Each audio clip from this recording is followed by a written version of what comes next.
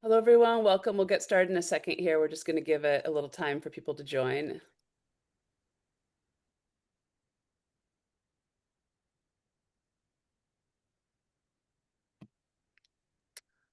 All right. Hello and welcome to today's webinar on earthquake damage assessment and repair, the ATC-143 methodology. I'm Elizabeth Angel. I'm EERI's Communications and Program Manager. Great to see you all here. Before we get going with the webinar today, I'm going to hand it over briefly to EERI's Executive Director, Heidi Tremaine, to speak a little bit about our organization. Hi, everybody. Welcome to today's webinar. So glad to have you with us. EERI is a nonprofit membership organization that's dedicated to reducing earthquake risk and increasing resilience in communities all around us. I wanted to take a moment here as to introduce EERI to those of you who are not members, and to those of you who are, I just want to say a enthusiastic thank you for being involved in EERI.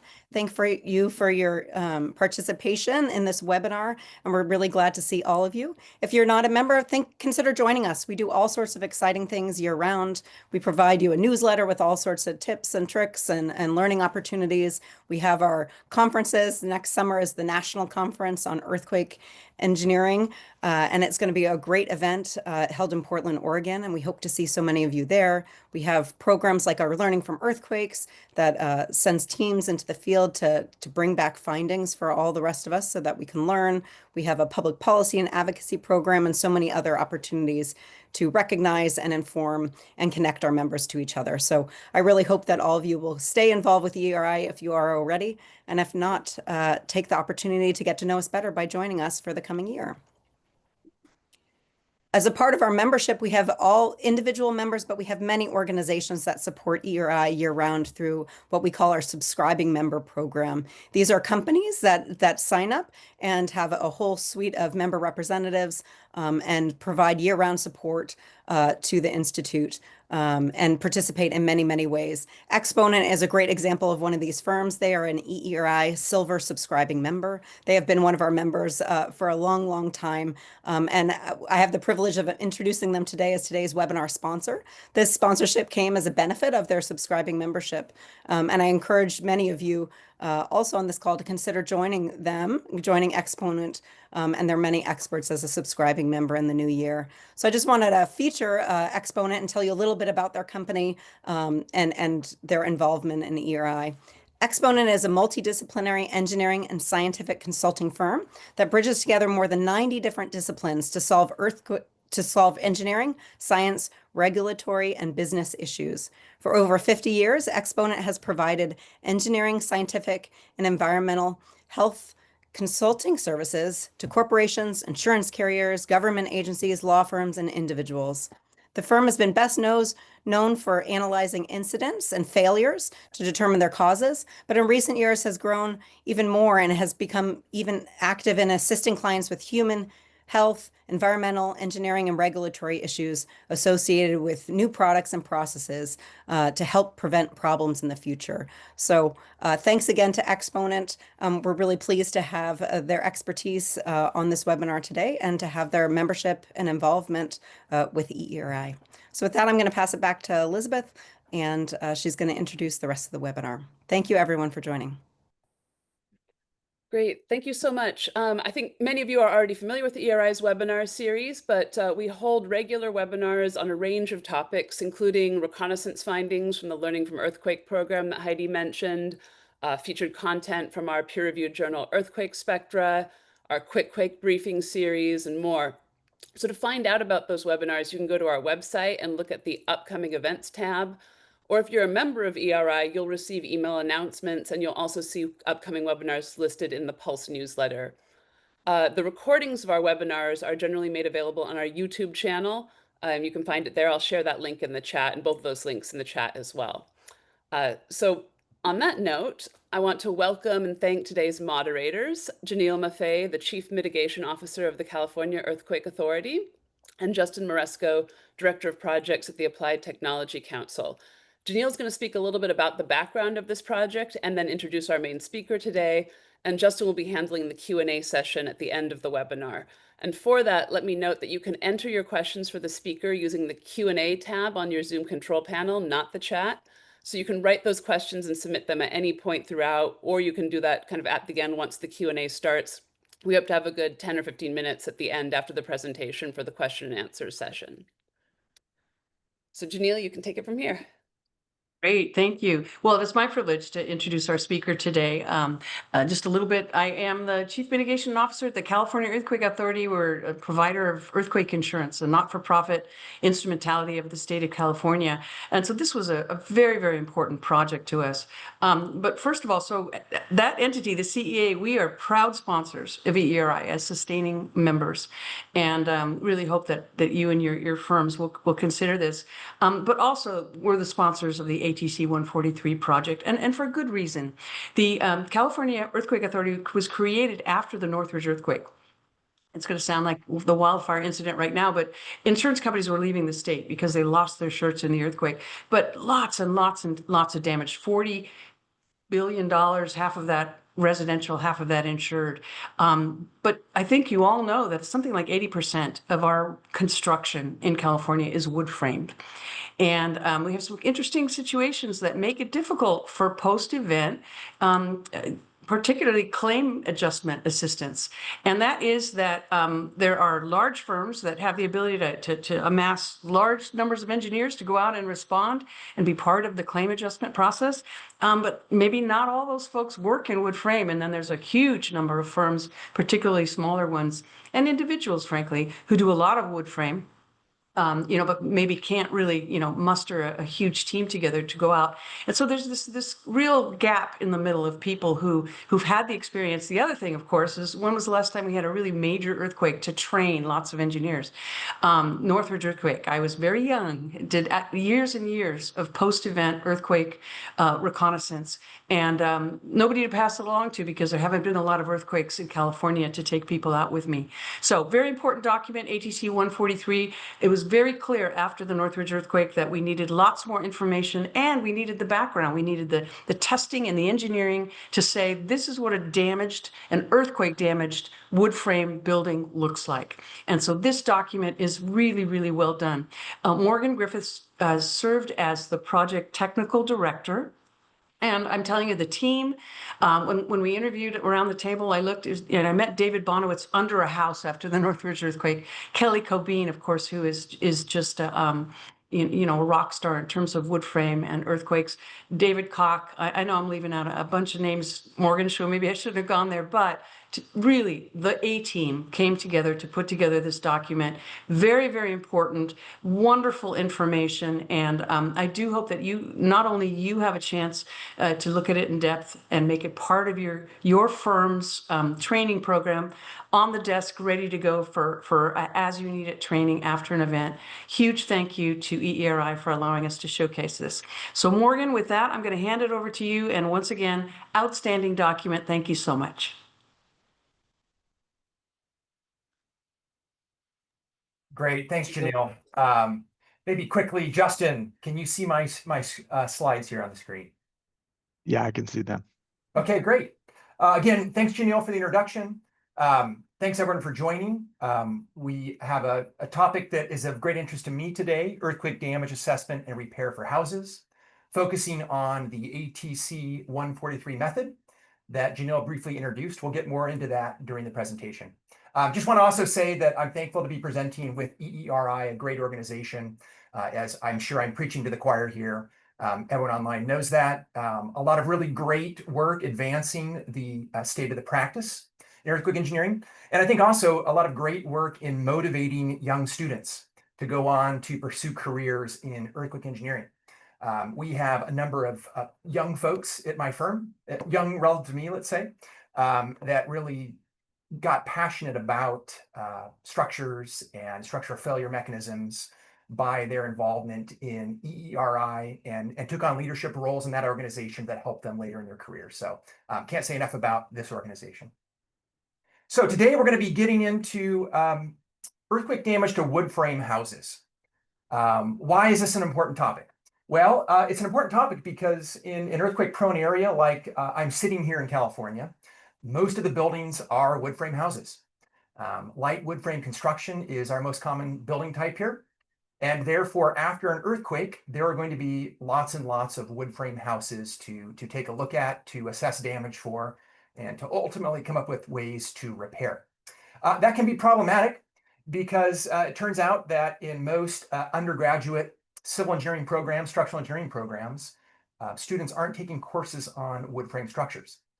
They're taking courses on steel and concrete, maybe masonry, but probably not wood.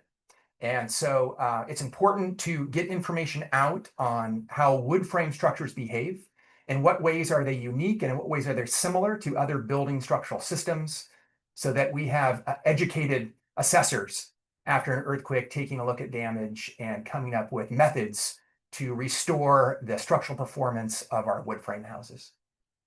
These are the topics we're going to cover today. I'll save 10 to 15 minutes to the end for any questions. And once again, as I think Elizabeth said, if you have questions along the way, please type them in to the chat. Justin will be moderating those. I'll be answering all the easy questions at the end, and then we'll kick to Janiele any of the hard questions. But we'll save 10 or 15 minutes to do that. We're going to start out with a little bit of motivation. And that motivation is going to be the Northridge earthquake of 1994 for reasons that many of you know. And we'll get into that here in a few minutes with the slides. Then I'm going to introduce the document that came out of ATC-143. It's really two documents, and we're going to be focusing on one of those documents in today's presentation. We're going to get into why is it that wood frame structures sustain damage during earthquakes? What is unique about the configuration of a wood frame house that might be prone to earthquake damage? And what does that earthquake damage look like? If we're going to efficiently and effectively find damage, we need to understand the mechanisms that result in that damage. It's true of any structural system, and it's certainly true of wood frame houses. And then just before the Q&A, I'm going to walk through some of the tools from ATC-143 for identifying earthquake damage and identifying the appropriate repair for that damage. So let's go back to 1994. Ace of Base and Celine Dion are still on the radio. January of 1994, we had the Northridge earthquake. That really is the motivation for many of the topics that we're going to be discussing during today's webinar. All right. This was an earthquake that happened to hit almost in the middle of one of the biggest metropolitan areas of the United States. And so there have certainly been earthquakes since the Northridge earthquake. We've had earthquakes in Anchorage, in Oklahoma, in Napa, in Seattle, etc. But we really haven't had the level of earthquake in terms of just the sheer volume of structures that were impacted by the shaking since the 1994 Northridge earthquake. It was a huge economic loss to the area. There was major infrastructure damage, like the bridge that I'm showing here to the right. There was impressive ground failure mechanisms in terms of landslides and liquefaction. And importantly, for our discussion today, there was very little guidance for engineers and insurance adjusters, contractors, in terms of identifying and repairing earthquake damage. Okay, and so as we'll talk about here in a couple of slides, that resulted in a lot of inconsistency in terms of how earthquake damage was being identified and what kind of repairs were being recommended for that damage. Couple that in Southern California with lots of attorneys. All right, so we had a process that was flawed in some ways, and we had those who were there to pick up the pieces when that process went awry. All right, just to sort of take you back in time and remind you of what people were looking at on the news when we used to watch it on TV at 6 o'clock. There were fatalities, 16 of them from the Northridge Meadows apartment here. There was damage to some wood frame structures, like I'm showing in the right here. The person in the photograph is actually on the call today. I just saw in the participant. So hi, Lisa. But this is really what we were dealing with back then. This type of damage and occurring in a very large metropolitan area. All right, so it was a big deal. There were a lot of structures that sustained at least some level of damage, and there wasn't a lot of guidance at the time to engineers and others as to how to go about systematically identifying that damage and making sure it got repaired. Well, that resulted in lawsuits. And when I joined Exponent 21 years ago, I spent the first 2 or 3 years, which was in the early 2000s, still working on Northridge earthquake-related projects. All right, so 1994 was the earthquake. In 2006, I'm still looking at damage to those buildings, trying to help resolve disputes related to what really was the damage, what did it mean, and what was the appropriate way to repair that damage. So that's the bad news. I think, as a profession, we didn't do so well, and our reputation suffered a bit. The silver lining to that is that really prompted a bit of a renaissance in earthquake engineering research. So a lot of really great research on not just wood frame houses, but all sorts of buildings came out of the Northridge earthquake. They gave us terms like, pre-Northridge steel moment frame connection.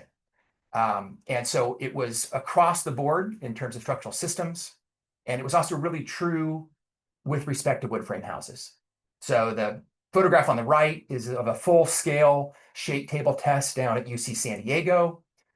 Researchers devised tests to identify at what levels of shaking we start to get damage to buildings, at what levels of drift prompt that damage, and then what type of repairs restore the building in terms of its structural performance. A lot of great work went on, and that really was a flurry of activity in that regard shortly following the Northridge earthquake. So in the late 90s and early 2000s, all sorts of reports from various research organizations like EERI and ATC and others that gave us a lot of really good literature, really good understanding as to how it is that earthquakes cause damage to buildings, including wood frame houses. And I think one of the more important documents, in my opinion, perhaps the most important document for assessing and repairing damage to wood frame houses that came out of that research flurry is the one that I'm showing here. All right, so this was the Consortium of Universities for Research in Earthquake Engineering. And they compiled all of that great work that was going on around this time. They commissioned some of their own great work. And that got compiled into the document that you see on the left-hand side of your screen here. All right. And this document on the left was about how to identify earthquake damage and repair that damage for damage that didn't require the assistance of a technical consultant. All right, so what we might consider generally non-structural or non-structurally concerning damage to a building. And this was a really great step forward.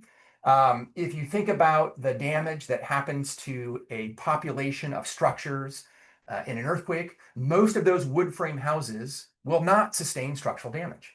They'll sustain cracking of finishes, things that certainly require repair, maybe in some cases fairly costly repairs, but things that really don't require the assistance of an engineer to tell you how to fix it. And so if that is 90% of the damage that might occur to buildings after an earthquake, this document addresses that 90%. The intent at that time was to have a companion document, the one on the right, which was then to address the rest of the damage. All right, the 10% of the damage, let's call it, which is not a real number, I'm just making it up, but that damage that does require either a structural or geotechnical specialist to help come up with the repair for that damage. And that's generally because the damage is structural in nature, and therefore there needs to be some thought put into how to restore the structural performance of that building. Okay, so we had the document on the left. We got a good start on certainly the geotechnical portion of the document on the right, but as projects do, the project came to an end at that point in time. And so we ended up with the document on the left rather, but never really had the document on the right completed. All right.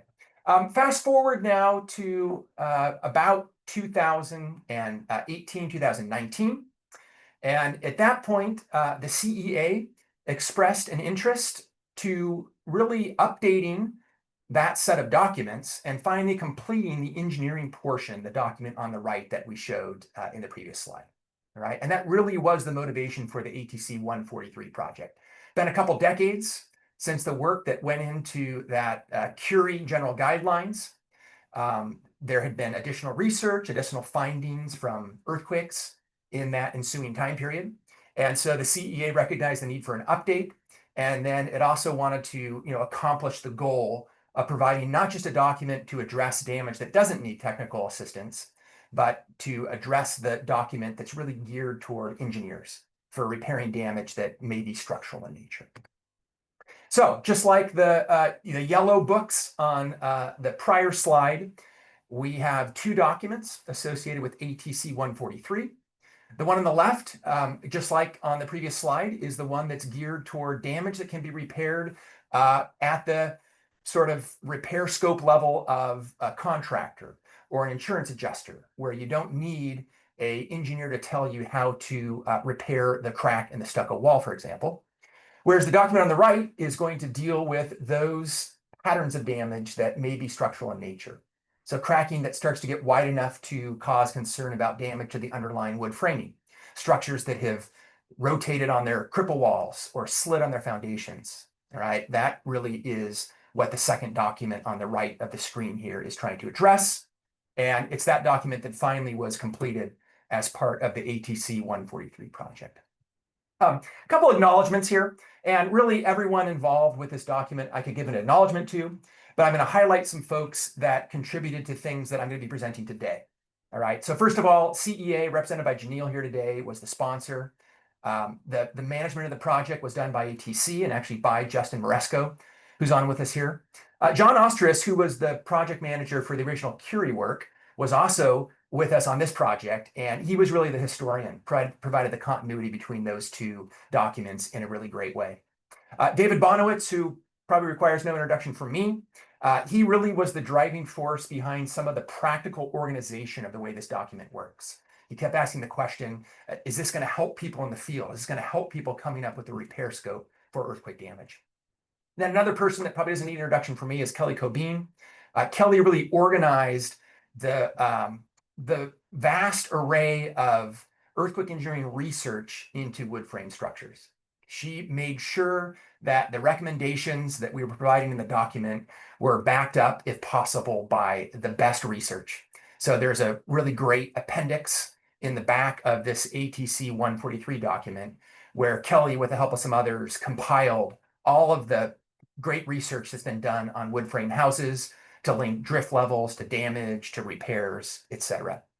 And then finally, I mentioned that there was a geotech portion that was completed of the original Curie engineering guidelines. And that got updated in the ATC-143 project by my colleague, John Wren, who really spearheaded the geotechnical issues for the updated ATC-143. So that's just a few of the cast of characters. You can download this for free. So either on the CEA website or the ATC website, you can search up ATC-143 and get PDFs of these documents. There is some great training sessions that the CEA has on their website. I think Janiele may be the voice of those, so you'll recognize that if you want to take a look at that, or if you have perhaps staff that might be interested in being trained up on earthquake damage identification for wood frame structures after the next earthquake. What was the purpose of ATC-143? Well, here was the overarching goal. Okay, in light of the Northridge experience that I talked about a few slides back, the goal of this document was to increase efficiency, consistency, and reliability in that earthquake damage assessment and repair process. All right, one of the big problems with the Northridge earthquake was, hey, my neighbor's house was just like mine. We had the same shaking. We have the same patterns of damage to our house. My neighbor got a brand new driveway and brand new stucco. I was told by my insurance adjuster that there was nothing that happened to my house during the earthquake. How can that be correct? All right, that lack of consistency really drove many of the lawsuits and just the ill will toward our industry, towards the insurance industry following the Northridge earthquake. And so the goal of this document is to hopefully help provide that consistency so that the same or different engineers using the same document are coming to the same correct conclusions in terms of what did the earthquake actually do to my house and what is an efficient and appropriate and effective way to repair that damage. So that's the overarching goal. That goal is completed really in two objectives within the document. First objective is to identify the damage. All right, and we'll see some tools that the document has later on about doing so, how to effectively walk around a house and identify earthquake damage. And then the second objective is really to repair that. And as we're going to talk about here in a few slides, the document is focused on those repair methods that restore structural performance, but that are also efficient. All right, efficient so that we're not disrupting occupants for longer than they need to be, and so that we have a good economically practical way of restoring that structural performance. So those are the objectives. There are other secondary, let's say, objectives to the document that might be helpful in other contexts. The document provides a lot of background information that we're going to go over here in the next section on how are wood frame houses vulnerable to earthquake damage. What about them, about wood frame structures, makes them vulnerable? The document has a lot of information on ground deformation. So what kind of permanent ground deformation can occur in an earthquake? Talks about things that might not be earthquake damage, that might look like earthquake damage. And then it gives some information on different types of investigations that different clients may need in an earthquake. So you may be doing an investigation for a property owner that wants to make sure they don't get similar damage in the future earthquake. All right, that's one type of investigation. Or you may be doing an investigation in the context where the goal is to really provide a level of structural performance in the future that is equal to the performance before the damage occurred. So the document talks about those, what kinds of things are important when answering those very different questions. Audience. So I mentioned there are two documents with two very different audiences. The general guidelines, that's the document on the left in the previous slide. That is a document that, again, is intended for damage that is primarily non-structural. And so that's intended for, again, adjusters, contractors, building owners that have some experience with maybe repairs. And that is probably going to be most of the damage that occurs to a wood frame house following an earthquake. Second document, that's the document that's intended for engineers. And that is damage that is primarily structural. So if we focus on the two photographs on the right, top photograph is a bunch of roof tiles that have shifted. That is non-structural in nature, needs to be repaired. But it doesn't really need an engineer to tell you how to repair it. It needs a roofer, all right? The photograph on the bottom here, this is clearly structural damage to a house. And that structural damage needs an engineer, all right, to sort out how to restore that structural performance to the house and to sort out whether or not there are code upgrades, depending on where the house is located, have any code upgrade triggers been met, etc. Okay, so that second picture there is really what is being addressed in the second document, what I'm going to call today the engineering guidelines. Engineering guidelines are then subdivided into two main sections, one for structural folk, right? So thinking about the house itself and the structural components of that house. And then the second part is geared toward geotechnical consultants. What happens if the ground below the house fails or displaces permanently as a result of the earthquake? How do we assess that, characterize that, and come up with a mitigation strategy that can allow the house to then be repaired on top of that soil? So both of those two things are addressed in the engineering guidelines. The documents work with each other, right? So the general guidelines that might be being used by a contractor work in harmony with the engineering guidelines used by the engineer. And what we presume in this process that's illustrated by the flow chart here is that the procedure starts with the non-engineer, starts with the property owner, the contractor, the insurance adjuster, that looks at the house through the lens of that first document, the general guidelines, and we'll see some excerpts from that document in a minute here, identifies damage, and in that process is prompted to determine whether or not there are indicators of structurally significant damage. Okay, that's the gray diamond near the left-hand side of the screen here. If there are indicators, which are listed in the general guidelines, that prompts the user of the general guidelines to kick it over to an engineer. All right, that engineering consultant then takes over, looks at that damage that was flagged as potentially indicating structurally significant damage, makes an assessment, recommends repairs, decides perhaps if there is also an indication of permanent ground deformation. If so, kicks that over to a geotechnical expert.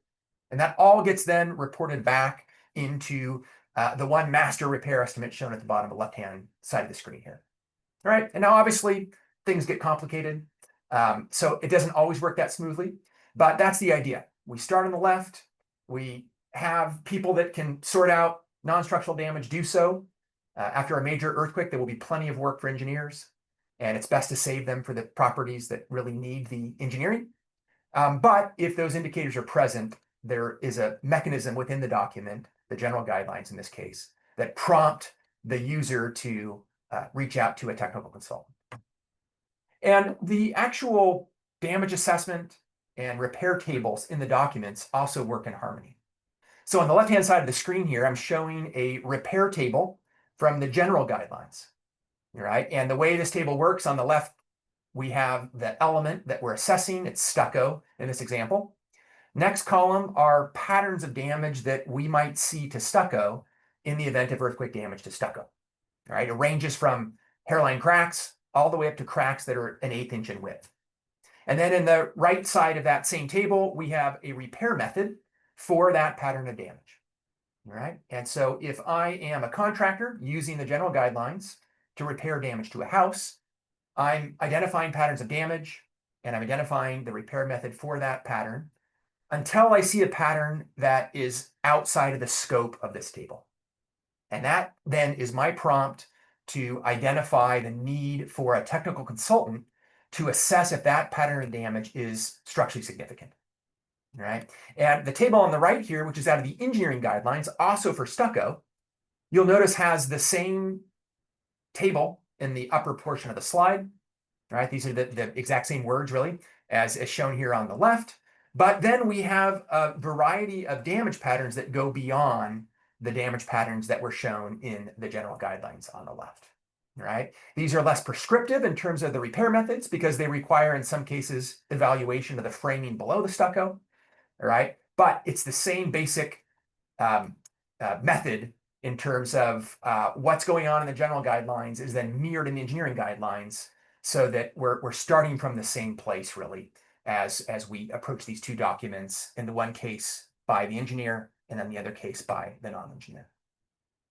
Repair objectives in the guidelines. And again, this is the engineering guidelines where we're concerned with potentially structurally significant damage. These repair objectives at their base are attempting to restore the house to the pre-earthquake condition. Right? So as the last bullet point says here, the base repair is to provide substructural performance that is substantially equivalent to pre-earthquake condition. All right? And the document is addressing primarily structural components of a house, as well as structural bracing of certain non-structural components. So that's really what the guidelines are trying to do in terms of repair. All right. I'll say too, I'll get into this on a slide near the end if I have time to get to it. But these repair methods, it's not just, engineering judgment from those that were involved in these projects. All right. The goal was to go to the research and to ask ourselves, at what drift level do we start to get degradation of strength and stiffness? What does the pattern of damage look like at that drift level? So how do we know that we're at that level of possible degradation of strength and stiffness? And then what repair methods through testing have been proven to be effective in restoring the strength and stiffness of that component? And I'm showing one of those tests here. This is a wood frame wall with stucco finishes on it that was tested until it cracked, as you see here. Engineers looked at the framing for evidence of damage. They tried different methods for repairing those cracks to identify the ones that would restore the strength and the stiffness of that wall. And so that's really the level of research that was sucked into this document in terms of trying to ensure that the recommendations that are put forth are really accomplishing the goal here of providing structural performance that's substantially equivalent to pre-earthquake condition. Now, like all engineers, I'm all for retrofits and improving structural performance. And so the document also addresses resources that would help identify ways to address vulnerabilities in a particular house. But it also recommends doing that in a different bucket than the bucket that would restore the structural performance of the house, because different types of investigations may require different types of answers to those types of questions. All right. Couple of things about the organization of the document before we get into some photographs of damage to houses and talk about why those houses got damaged. There are 4 chapters to the engineering guidelines, at least the structural portion that I'm going to be focusing on here today. Chapter 2 is all about the background. So what goes into a wood frame house? How is it put together? What vulnerabilities do some wood frame houses have in earthquakes? And what structural elements tend to get damaged given those vulnerabilities? So that's all in chapter 2. It's about background. Chapter 3 is the very practical. Now I'm going out into the field to investigate the damage to the structure. How do I make sure I identify the damage and document in a way that'll be useful later on when I'm back at the office trying to come up with a repair method? And then chapter 4 is the actual repair method. So for various patterns of damage, the document gives guidance on an appropriate repair method to address that pattern of damage. It also gives a lot of great background information on historically how that repair method has been used. So if the recommendation is epoxy injection, there will be a blurb on what is epoxy injection, how does it work, what crack widths are appropriate for epoxy injection, what does it achieve, etc. It's also that in each of these chapters, the document is arranged by the major structural components of a house. And it's organized the same way in each of these 3 chapters. So whether I'm in the background information, the in the field section, or the repair method section, I'm organized by these components so that I can cross-reference them, right? If I'm identifying damage to a component I'm not familiar with, I can cross-reference the background section and read about that component and learn how it typically behaves in an earthquake. So it's organized in a way that you can cross-reference the chapters with one another. So that is high-level overview, if you will, of ATC-143, the document, the purpose, the organization, what's in it. What I want to do now for the next few minutes is talk about some of the ways that wood frame houses are vulnerable to earthquake damage. It turns out they're overall not that vulnerable. And what I mean by that is most houses perform well in earthquakes. This is a really great study, if you are into really great studies, by the US Department of Housing and Urban Development. What they did after the Northridge earthquake was they drew a circle around the epicenter, and then they looked at a bunch of houses in that circle. And they identified for the components of the house that you see on the x-axis of the bar chart here on the right, whether or not there was no damage, low damage, moderate damage, or high damage. And what really jumps out about this bar chart is even within this, small circle around the epicenter of the Northridge earthquake, the most common level of damage to foundations, foundation connection to wall and roof elements of wood frame houses was none, no damage, right? And a very distant second was low damage. And there was very little at all moderate or high damage to these structural components of houses. So houses generally performed well. Where we had foundation damage tended to be where we had the ground fail below a house, and that's why the foundation was damaged, right? But otherwise, most commonly, we had no damage to these structural components. If you look at the right-hand side of the bar chart, where we had most of the damage was in the finishes. And even so, the most common answer to the damage to the finishes was actually still none. But the second most common was low damage. So in general, in fairly large earthquakes, houses tend to get low damage to exterior and interior finishes. All right, that's the way they tend to behave for many reasons that I know many of you on the webinar here know all about. Right, they're light structures that don't attract a lot of inertial forces. What is a flexible building material? You can move it back and forth quite a bit before it breaks. Houses generally are redundant structures. So if we have damage to a structural component, it generally doesn't result in failure of a large portion of a house. There are studs and rafters and joists nearby that can pick up the load if we happen to get damage to one portion of the house. All right, so generally they do well. The problem is we tend to fixate on the ones that don't do well. And so I really like this after every major earthquake. If you watch the news or stream the news or whatever the kids do nowadays to get the news, you'll see the same picture over and over and over and over again. So I'm showing a picture from the 1989 Loma Prieta earthquake.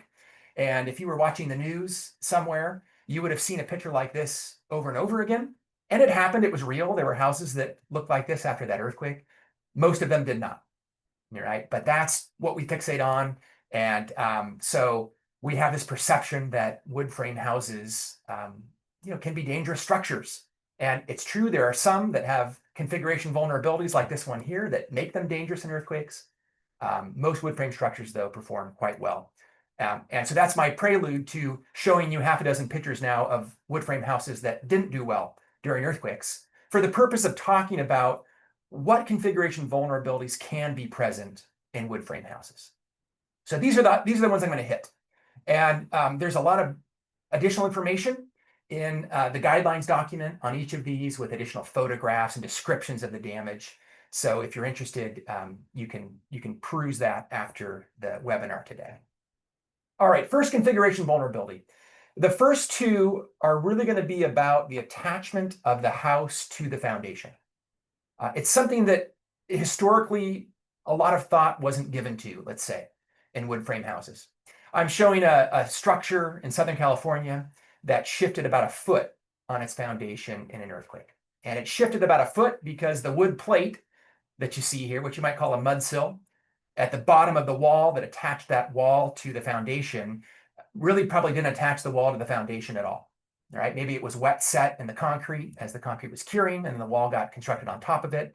But that lack of attachment, so the saving of a couple $100 in attachment hardware, resulted in a house that shifted over to the right about a foot during that earthquake. And that really is a much more costly repair now, right? Because I got to think about how to either frame the house in its current location or to somehow shift it back to the left to repair it.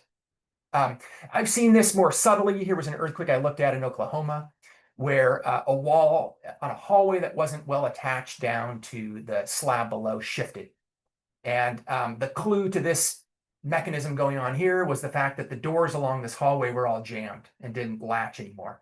And sure enough, if you look on the photograph on the right, at the base of that door here, the wall had shifted over to the left. Okay, so again, as we're looking at potential damage to a wood frame house after an earthquake, be mindful of the attachment of the structure down to the foundation. A related vulnerability in many older wood frame houses is what we call an unbraced cripple wall. And for those of you not familiar with older wood frame construction, this is just a wood frame short wall between a lower foundation and the floor of a house here. All right, in a lot of older structures, these were not braced. If you go on the inside, it's just studs. On the outside, it's just the cladding, which might be wood siding or some other finish material. And that was prone to large drift in an earthquake. The house above is relatively stiff compared to that cripple wall. And so we get a lot of drift and damage concentrated down in that cripple wall level. In extreme cases, it can look like this. This is a house in Southern California that went through the Northridge earthquake that actually collapsed on the cripple wall. You can kind of see the cripple wall in the lower right-hand side of this photograph because that wall was unbraced. Again, it's probably something that could have been cured with several sheets of plywood and a bucket of nails. And engineers have tried to come up with prescriptive methods of doing so to address this vulnerability, because this is a house that, again, probably needed to be demolished, but for some plywood and nails. Okay, so a configuration vulnerability that can be addressed, and yet there are still many houses out there with this configuration vulnerability. A related one to cripple walls is houses on hillsides. All right, houses on hillsides have a couple of unique things going for them. Number one, they are prone to permanent ground deformation. So we can get seismically induced landslides, or if this is a cut fill situation, sometimes we can get seismic compression of the soil in the fill area of that. Okay, and so that's one way they can become damaged. But another way they become damaged is oftentimes the downhill wall in the crawl space is very tall. We can have a 20-foot cripple wall on the downhill side of a hillside site. On the uphill side, we may have no cripple wall. All right, so we just have a ledger on the concrete foundation to which we attach the floor frame.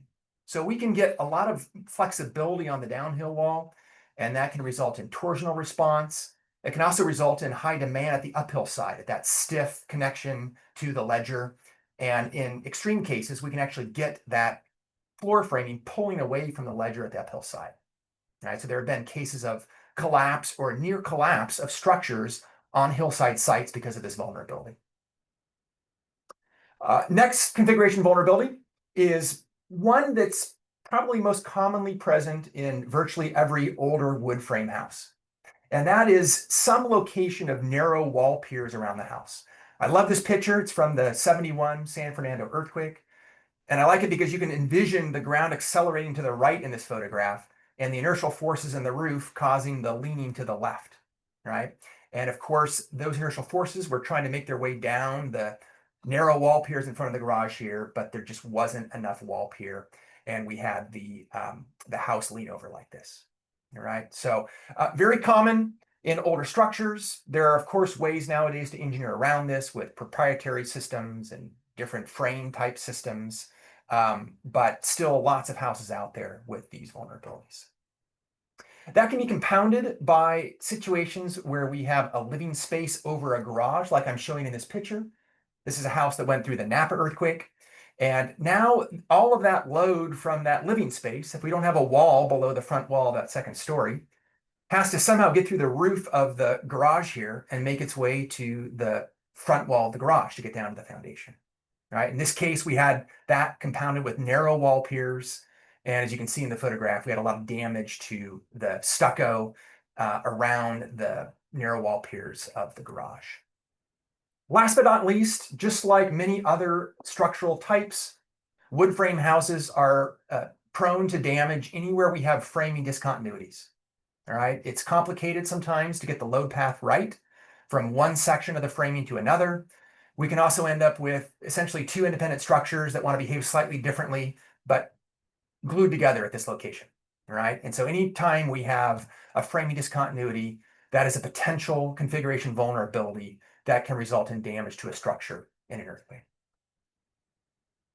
The ATC-143 document not only gives background on these vulnerabilities, but it also identifies the structural components that are prone to damage due to these vulnerabilities. So if we have a hillside house, these are the type of structural elements that we might want to pay close attention to as we do our damage assessment, because those are components that historically have been damaged when that mechanism occurs. So all of that is cross-referenced in a table of the background section of Chapter 2 in the document.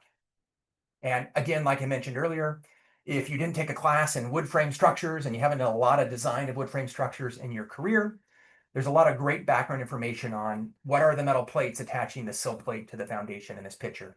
What are the common framing components to a hillside house below the floor level? All that background information is included in the document. Okay, I'm going to take 1 minute or maybe 2 minutes and just identify a couple of tools that might help you in using this document after the next earthquake when you go out to look at damage to a wood frame house and come up with a repair for it. And then we're going to get into any questions or comments that you have. So if I've said something that's jogged a question or a comment in your mind, go ahead and type that in the chat now. And Justin will be back on in about 2 minutes here, and we'll get through as many of those as possible. We can stay on a little bit after, or if you want to email me, you can find my email address on Exponent's website, and happy to continue the dialogue with you. Okay, 2 tools, and then we'll get to questions. First tool, investigation checklist. A lot of thought was put into a checklist for identifying earthquake damage to wood frame houses and components of wood frame houses that would be useful in the field, all right? And I'm going to show a couple examples. So I'm going to pick a wood sill plate. This is a section of the checklist for wood sill plates. There's places to indicate if there is earthquake damage or not. And there are reminders on that checklist to measure and document things that will be useful later when coming up with a repair. All right, how many times, if you investigate buildings, have you said, oh, I wish I would have documented how wide that crack was or what the lean of that retaining wall was, because that might affect how I recommend repairing that damage. So the goal of this checklist was to get you to look at all the important components of the house, but also to identify and document things that will be useful later on in coming up with the repair. All right, so that's the first tool.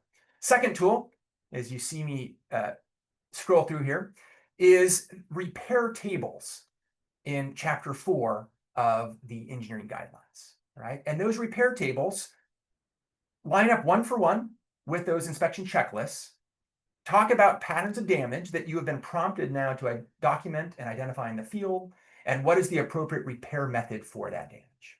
Okay, so again, I breezed through those checklists and repair tables very quickly, but just want to point out they are great tools for you as you go out into the field to collect and document the damage that's going to be useful to coming up with the repair.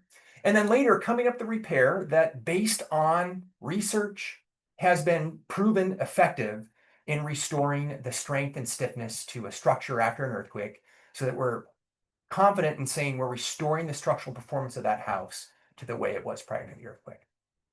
And so with that, I'm going to stop sharing. I'll let Justin come back on. And Justin, why don't you get to some of the questions, and we'll answer as many as we can. Great. You can hear me, Morgan? Yep. Okay. All right. So first one, when would ATC-20 be used versus the volume 1 to do a preliminary assessment following an earthquake? Yeah, great question. And so ATC-20, as most of you know, is a post-earthquake safety evaluation program. All right. And that procedure is very much what the name implies. That procedure is about safety. That is about identifying structures that should not be entered or reoccupied following an earthquake, and which ones are safe to go back into following an earthquake. All right. So that would typically precede the investigation that's envisioned in ATC-143. You would have folks come along first that are identified by the jurisdiction and appropriately deputized to go out and post a red, yellow, or green tag. And once that's done, usually the next phase is the phase of actually identifying earthquake damage for purposes of repairing it. But good question. There's some good similarities. I mean, both documents are thinking about structural performance of wood frame structures, but different goals in terms of those programs.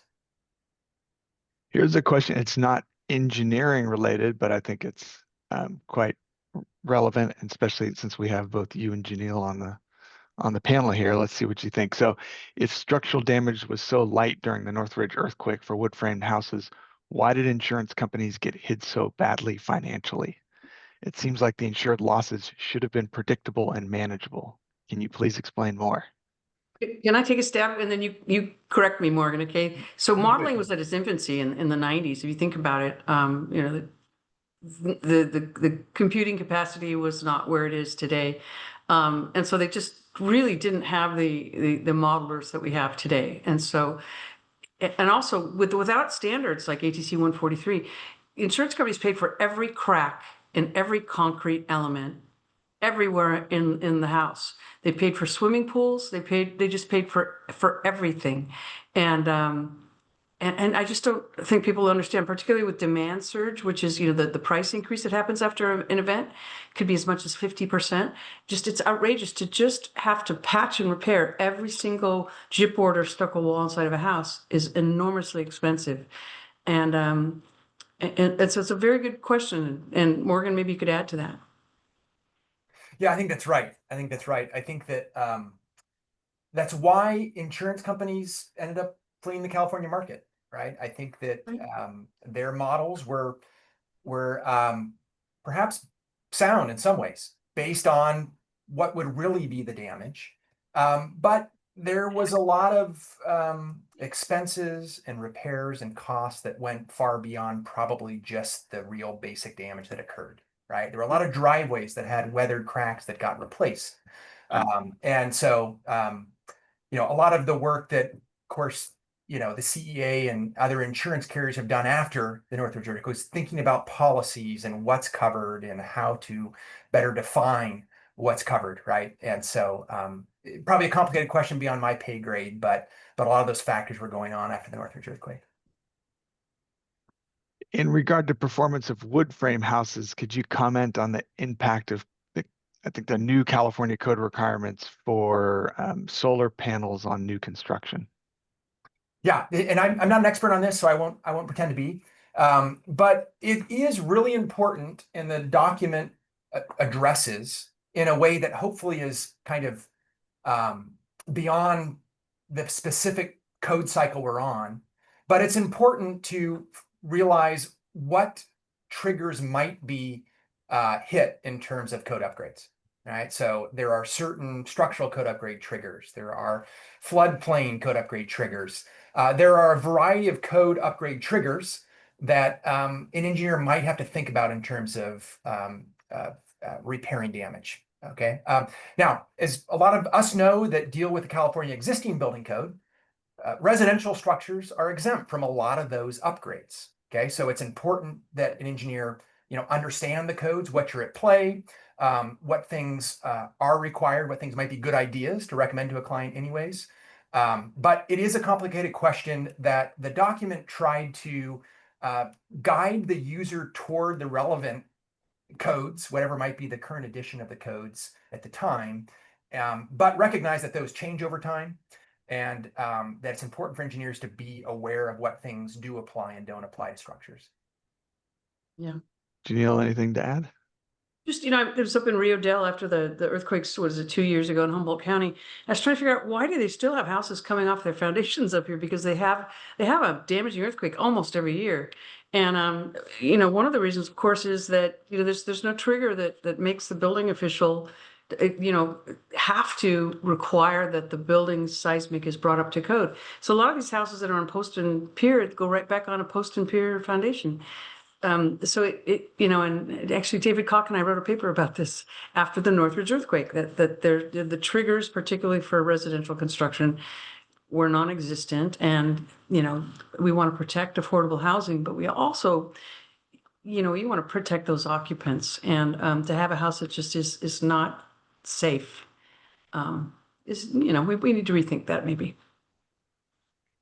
Does ATC-143 provide prescriptive requirements for repair without requiring detailed engineering analysis?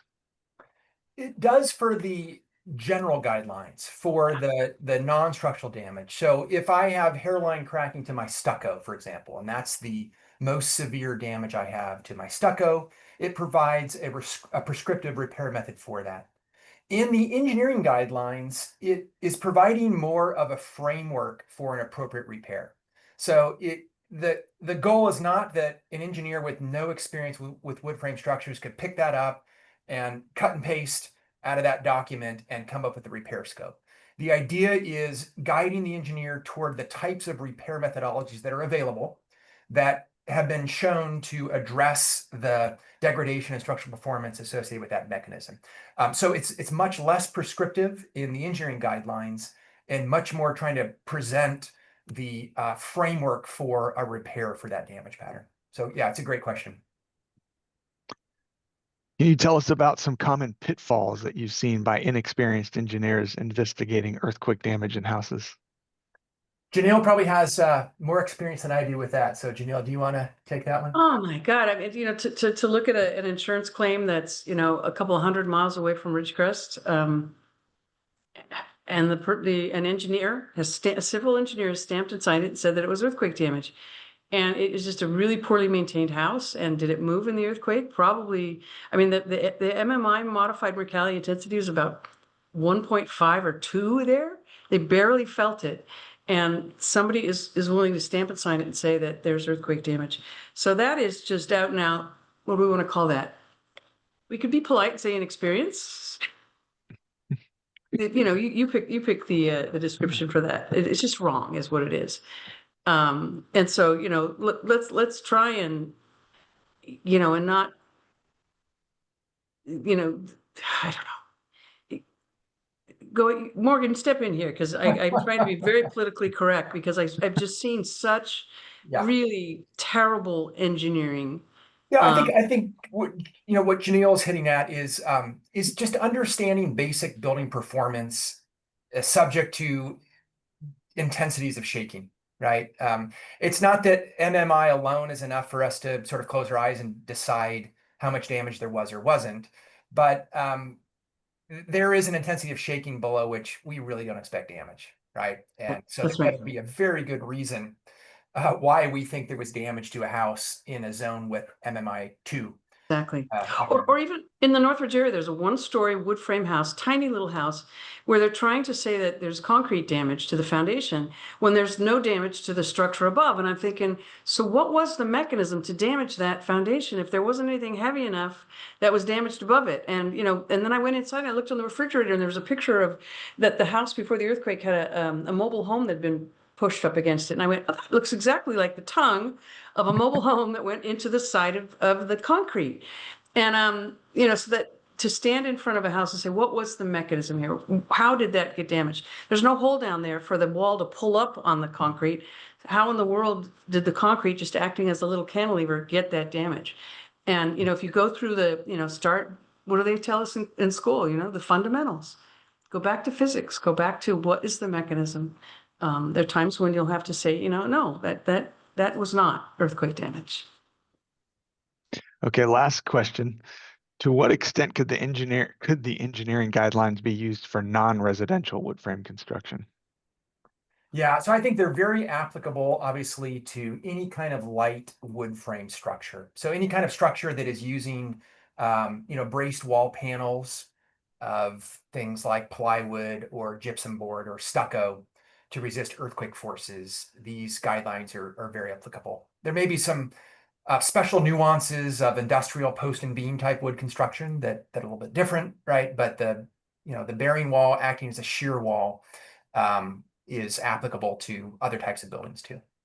Yeah, and thinking about the schools I looked at, you know, there wasn't a lot on, you know, what a glue lamb looks like, you know, kind of a long span glue lamb looks like after an earthquake.